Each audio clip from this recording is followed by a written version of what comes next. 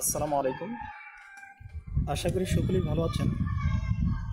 যারা আমার ভিডিওগুলো টুকটাক দেখেন, আমি বিশ্বাস করি যে আমার সম্পর্কে এই বার্তাটুকু আপনারা স্পষ্টভাবেই পেয়েছেন যে আমি পুলিশ প্রশাসনকে তীব্রভাবে ঘৃণা করি।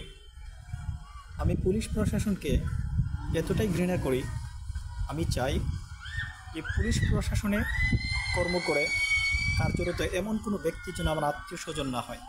আমি এতটাই ঘৃণা করি।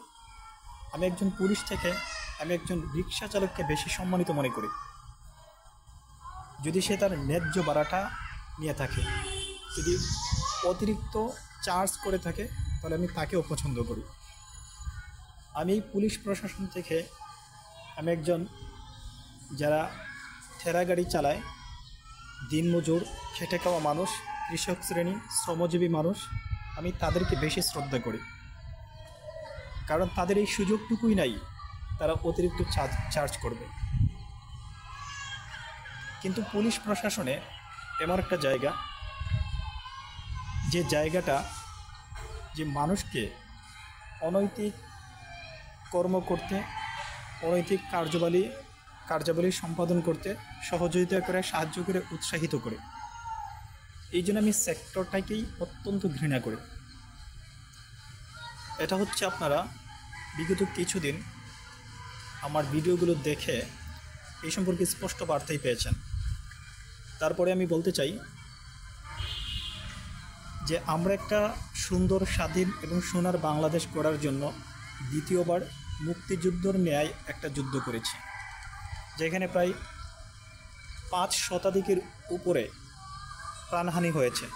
আল্লাহ পাক রব্বুল আলামিন তাদের সবাইকে শহীদ হিসেবে কবুল করুক, আল্লাহুম্মা আমিন। এখন পরক্ষণেই বলতে চাই যে আমরা একটা নৈরাজ্য থেকে, একটা স্বৈরাচারী শাসক গোষ্ঠীর শৃঙ্খলা থেকে আমরা বের হয়ে, অর্থাৎ কারারুদ্ধ জীবন থেকে বের হয়ে একটা সোনার বাংলাদেশ গড়তে চেয়েছি। আজকে তার তৃতীয় দিনে যাত্রা।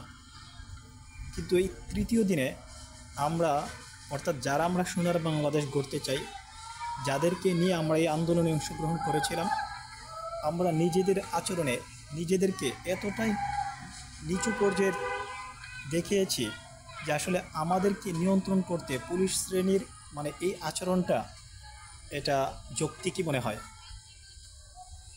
কারণ আমরা যেহেতু বাঙালি, আমরা আসলে নিজেরা নিজেদেরকে সংশোধন করতে চাই না। আমরা চাই পৃথিবীর সবাই সংশোধন হয়ে যাক, আমি ছাড়া। অর্থাৎ আমার জন্য সব কিছু উন্মুক্ত থাকুক, আর পৃথিবীর সবার জন্য একটা নির্দিষ্ট শৃঙ্খলা তৈরি হোক। আমাদের কর্মকাণ্ডে, আমাদের আচার আচরণ এটাই সাজেস্ট করে। যাই হোক, আমি এই বার্তাটুকু দিতে চাই। আমি চেয়েছিলাম, যেহেতু শেখ হাসিনার হাতে আমাদের ছাত্রভাইদের রক্ত লেগে আছে, শেখ হাসিনা আমাদেরকে আহ্বান করেছিল যে সে আমাদের সাথে সংলাপে বসতে চায়। কিন্তু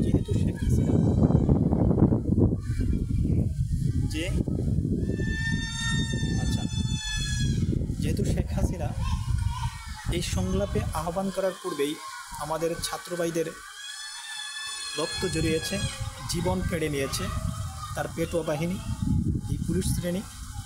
এই জন্য আমরা তাকে প্রত্যাখ্যান করেছিলাম। এই জন্য আমি ব্যক্তিগতভাবে চেয়েছিলাম বাংলাদেশের পুলিশ কাঠামোর আপ টু বটম সব কিছু চেঞ্জ হয়ে যাক, সব কিছুই পরিবর্তন হয়ে যাক। এখানে যারা প্রত্যক্ষ দোষী আছে তাদেরকে সাসপেন্ড করে, তাদেরকে চাকরি থেকে অব্যাহতি দিয়ে নতুন জেনারেশন থেকে নতুনভাবে নিয়োগ দেওয়া হোক, এটা আমার ব্যক্তিগত চাওয়া ছিল। তো আমরা যখন নিজেরা নিজেদেরকে পরিবর্তন করতে পারি নাই, তখন অবশ্যই আমরা এক রাতে সব কিছু চেঞ্জ করা সম্ভব নয়। এই জন্য যে সমস্ত পুলিশ শ্রেণী যেহেতু নিজেরাও দাবি তুলতেছেন নিজেদেরকে সংস্কার করার,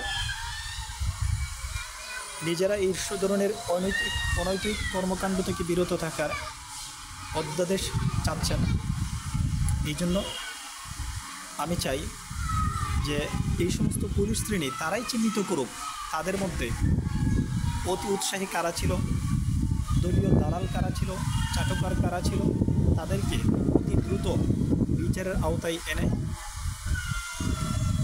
তারা নিজেদের পাপ মোচন করুক। আর বাকি যারা আছে তারাও দোষী, যারা দোষ করে আর যারা সহযোগিতা করে সবাই কিন্তু সমান।